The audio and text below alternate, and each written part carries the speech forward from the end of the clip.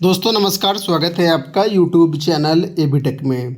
आज है 12 अप्रैल 2025 और जान लेते हैं आज की महत्वपूर्ण खबरें जो आज के प्रमुख समाचार पत्रों पर छाई हुई हैं। सबसे पहले यहां पर देखिए अपडेट है कि सेवा सुरक्षा और एडेड कॉलेजों के राजकीकरण को गरजे शिक्षक।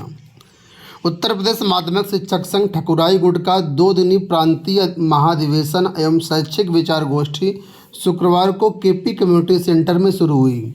प्रदेश भर से जुटे शिक्षक नेताओं ने सेवा सुरक्षा, एडेड कॉलेजों के राजकीकरण, पुरानी पेंशन बहाली समेत 24 सूत्री मांगों के समर्थन में हुंकार भरी।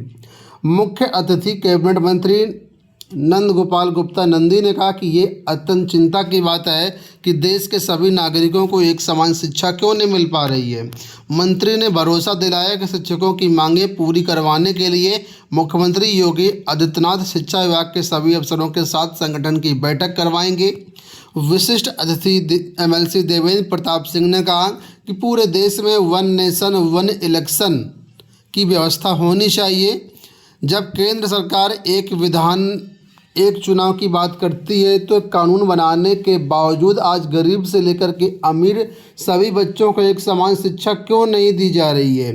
प्रदेश अध्यक्ष जगदीश पांडे ठकुराई ने शिक्षा में बढ़ रही पूंजीवादी व्यवस्था तथा आउटसोर्सिंग से हो रही भर्तियों पर भी चिंता जताई। तो आप लोग जानते होंगे कि ये जो अधिवेशन 2 दिन चलेगा, आज भी है और यहाँ पर कई अलग अलग मुद्दे हैं। तो कुल मिलाकर कल जो मुद्दा रहा मेन वो सेवा सुरक्षा। आप लोग जानते हैं कि सेवा सुरक्षा क्या चीज़ है।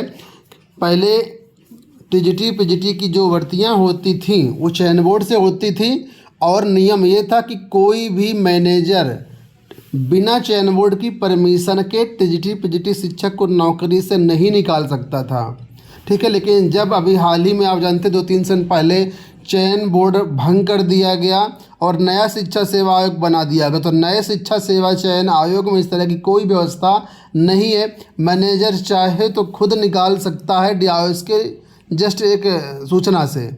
तो ऐसी समस्याएं काफ़ी ज़्यादा बढ़ गई। बहुत सारे शिक्षकों को नौकरी से बर्खास्त किया गया, मैनेजरों ने मनमानी की, तभी ये सेवा सुरक्षा की मांग दोबारा से बढ़ी और सेवा सुरक्षा ये होनी चाहिए, ये बहुत ज़रूरी है। तो उसी मांग को लेकर के यहाँ पर शिक्षकों ने अपनी बातें रखी।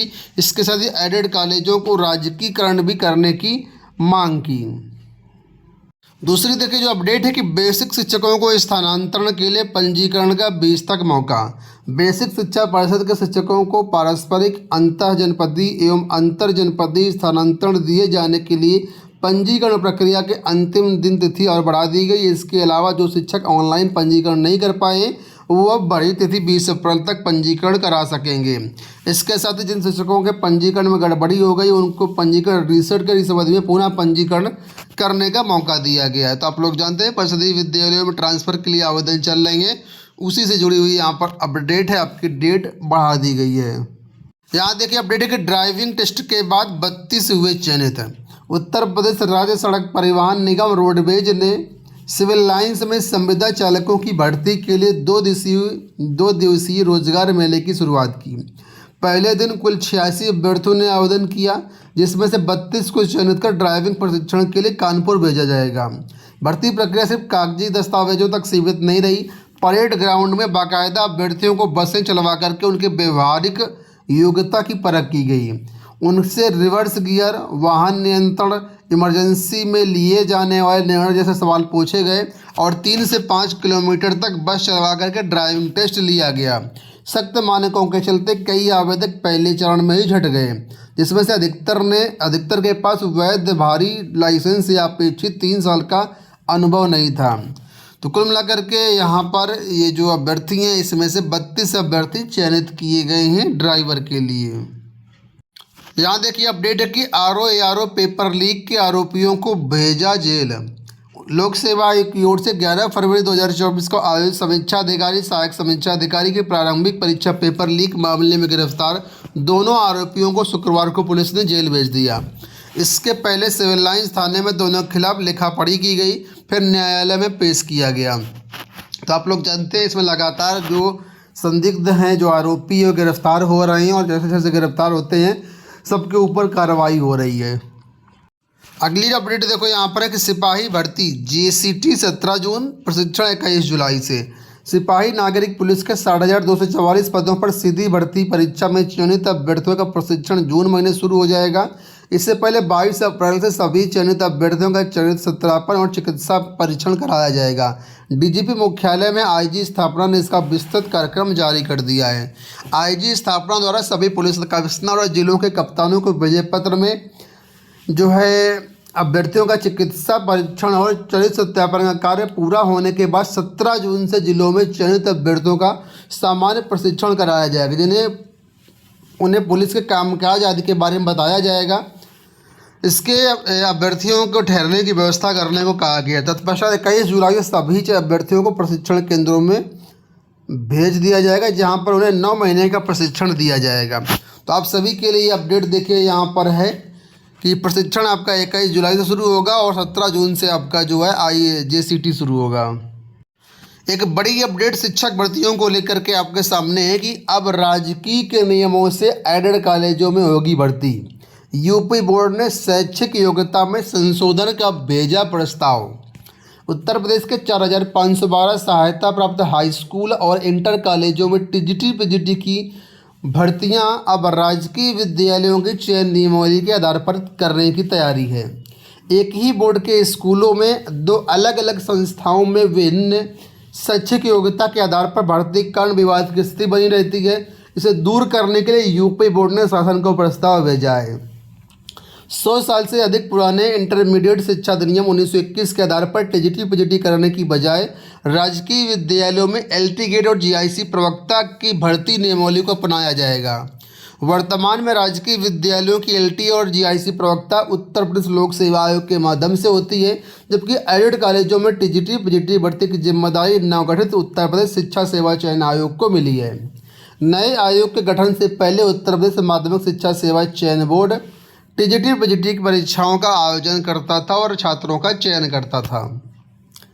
TGT PGT का चयन इंटरमीडिएट शिक्षा अधिनियम 1921 में दी गई शैक्षिक योग्यता के आधार पर किया जाता है। 104 साल पुराने एक्ट में TGT कला विषय की भर्ती के लिए लाहौर के मेयो स्कूल ऑफ आर्ट्स की टीचर सीनियर सर्टिफिकेट परीक्षा मान्य है, जबकि इस भर्ती के लिए BFA और MFA जैसे उच्च शिक्षा ग्रहण करने वाले अभ्यर्थियों को बाहर रखा गया है। इसके अलावा हाई स्कूल स्तर पर जीव विज्ञान से अलग से नहीं पढ़ाया जाता, लेकिन जीव विज्ञान शिक्षकों की भर्ती होती है। इसे लेकर के पिछली भर्तियों में भी काफ़ी विवाद हुआ और बेरोजगारों ने हाई कोर्ट में सैकड़ों याचिकाएं भी की, लेकिन नियमावली में संशोधन नहीं हो सका। 2016 में यूपी बोर्ड की तत्कालीन सचिव नीना श्रीवास्तव ने भी नियमावली में संशोधन का प्रस्ताव भेजा था, लेकिन कुछ नहीं हो पाया।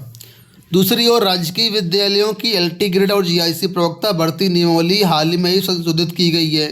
यूपी बोर्ड के सचिव भगवती सिंह का कहना है कि TGT PGT भर्ती राजकीय विद्यालयों की नियमावली के आधार पर करने का प्रस्ताव शासन को भेजा गया है।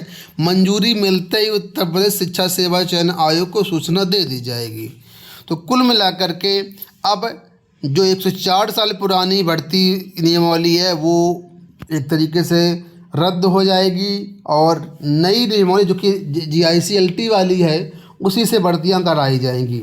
अब इससे फ़ायदा क्या होगा? तो अभी वर्तमान में 2 अलग अलग नियमावली हैं, जिसके लिए 2 अलग अलग एलिजिबिलिटी क्राइटेरिया भी है, लेकिन अब एक ही नियमावली रहेगी तो क्राइटेरिया सबके लिए एक हो जाएगा और एलिजिबिलिटी क्राइटेरिया सबकी सेम हो जाएगी। तो जो विवाद होते हैं उससे काफ़ी बचा जाएगा।